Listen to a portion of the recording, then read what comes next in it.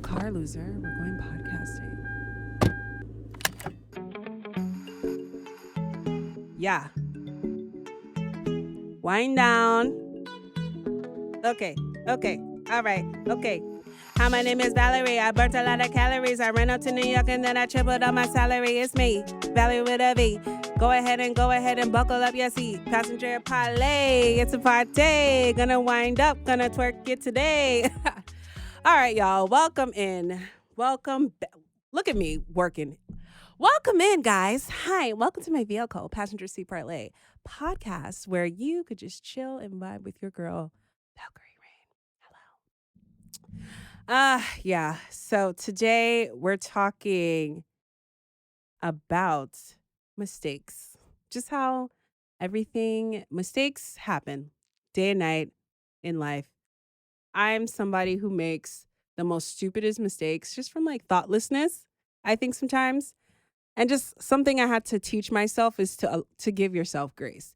Because I know we talk about, I think that was 2021 or 2022. That was the theme of the year, is give yourself grace. But I feel like people don't really know what giving grace is. You know, they say it, but they don't really apply it. So to me, giving grace is just like, you know what? Taking it on the chin. You know, people fuck up. It's just humans. We're human. It's the law of nature. And I've just made so many little everybody loves Val moments. So this is what me and my friends kind of say as a reference to Everybody Hates Chris. Just like the most random, silliest things just happen to me. And I think it's just kind of like just my luck. I have like good, bad luck. Like I'm the type of person where if I try to like gamble, I won't and I put money in, I will lose all my fucking money. But if I do like some random raffle for something, I always win top tier. I'm like, God, you giving me blessings, but it's like, he knows. And I'm a dreamer. I see dreams and prophesize. It's like, Lord, can we prophesize these Powerball numbers? I'm trying to get out the hood. Like, what's going on? But yeah, that's just not how my luck works. I particularly think about a moment where I went to Mexico. I went to Cancun with my best friend, Candy. It was one of our birthdays. No, it was her birthday. And it was right before I moved to New York, about like 5 years ago. So this was like pre weight loss surgery and all that jazz. So I remember this one particular day, we went to go see a cenote. And this was like a fire cenote. It was like, I don't remember the name. It was like the eye of God. There's like a beam of light that goes into this underwater cave. And there's like this little median out in the middle where you take pictures and you're like glistening like a god. It was amazing. And I remember just loving life that day. I had my crop top on. I had my cutoff shorts. My bun was in a bun and it was immaculate. It was perfect. And mind you, this is 300-pound Val. And I told Mexico, listen, y'all getting all the stretch marks today. Crop top is on. And which, fun fact, I don't know what it was. Even though I was like 300-pound version of myself, you could not tell me shit. Like I wore crop tops every chance I had. Like I haven't worn a crop top in years. I think maybe it just kind of went out of style or just that I'm older. I'm dressing a little bit more modest these days. But yeah, I had my little tie-dye croc top on. And we were doing like, our adventures and cenotes. We're going through different villages and stuff like that. So we get to the cenote where we're supposed to go underneath the cave, right? So we change. I'm in my two-piece, like, what an era. I was like wearing my two-piece out, and the boobs were boobing, everything. And I don't remember if I had my shorts on still, but I took our pictures and I had my little water shoes on. The bum was up. So after we're done taking our pictures, my friend jumps in the water. She's Caribbean. So, she a fish. She was already swimming out there, living her best life. So, I was like, okay, let me put my shoes in my backpack. And, I put my shirt in there and stuff like that. Put my phone away.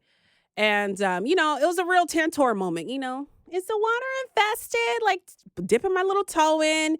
It was cold too, but like it was just such a beautiful cave and it had great energy. It was just crystal. And I'm like, all right. And mind you, we're in a group of people. There were other like tour companies. So it was just like mad people out here in this underground Mexican cave. It was just real beautiful. It was a vibe. So my friend out there, all Little Mermaid and stuff. I'm like, okay, let me go out there and meet my friend. Tiptoe, I dipped in. It was a little wade in the water action. And I was like, oh, okay, this is nice. Let me assimilate into the temperature. Like I swim, but I don't swim. Like I like to swim in like a pool where there's an edge, just in case if I feel like I'm about to die, I could swim to an edge and like save myself.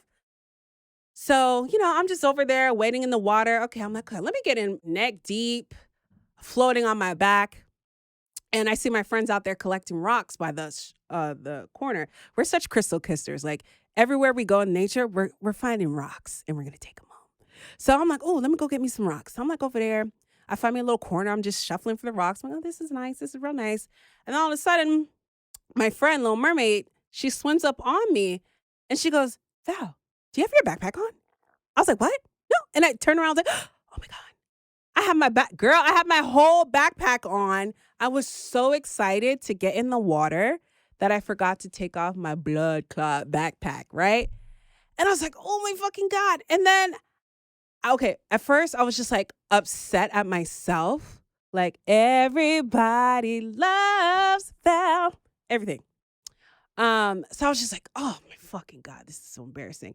But then I got mad at the people then, because I was just like, all of y'all in here, y'all watched me dip my toe in this cenote water and nobody said not a thing. I didn't blame my friend because my friend, like I said, Little Mermaid, she's over there diving, collecting rocks. She didn't see me. She was like 20 feet away.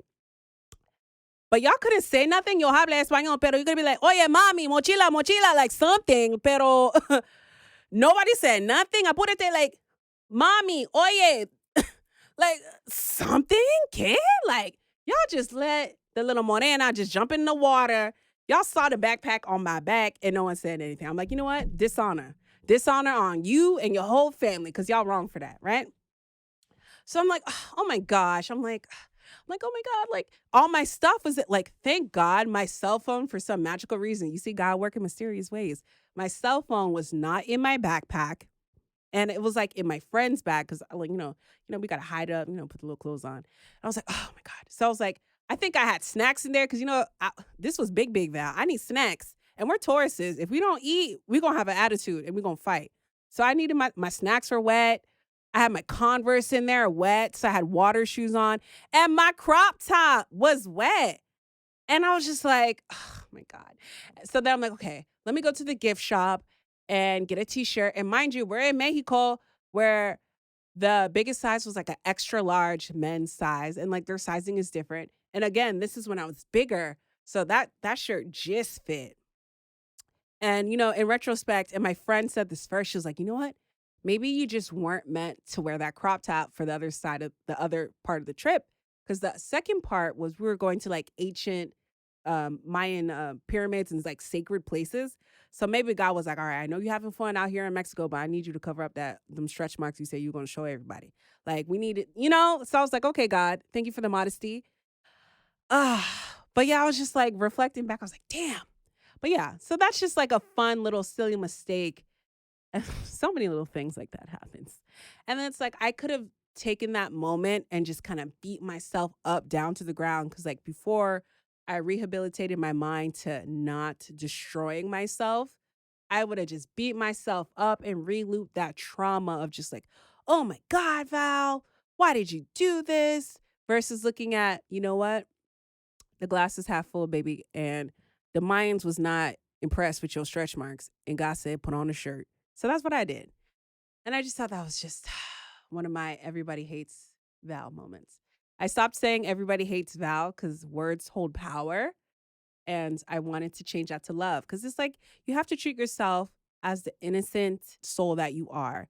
Every time you speak words into life and existence, know that your words hold power and you shouldn't beat yourself up for these tiny ass mistakes. Everything in life is a lesson. That was just another chapter in my novela Con la Vida. But yeah, that is my little story of Everybody Loves Val. Actually, this is episode 1 of this segment because, child, I have so many moments, and I'm still mad at y'all people for not telling me about my mochila in the water. Like y'all saw me tip my toe. You saw me tip my toe. You could have just told. Somebody could have said something. I'm just saying. Yo habla español. But I know these people was talking about me. Damn. But yeah, thank you for tuning in to the first segment of Everybody Loves Val. Now, always remember, keep it classy and keep it cute. All right? Now, I'm going to go ahead and drop y'all off so y'all could go ahead and clock back into the Matrix. But before you go ahead and jump on YouTube and subscribe, Valerie with a V. Follow me on Instagram. Share with your friends. You know, pass along the doobie to the left, never to the right. You fucking up the rotation. But yeah, y'all have a blessed day. And just remember, mistakes happen. Don't beat yourself up and live your life the best way. Now join me on the next parlay. All right, bye.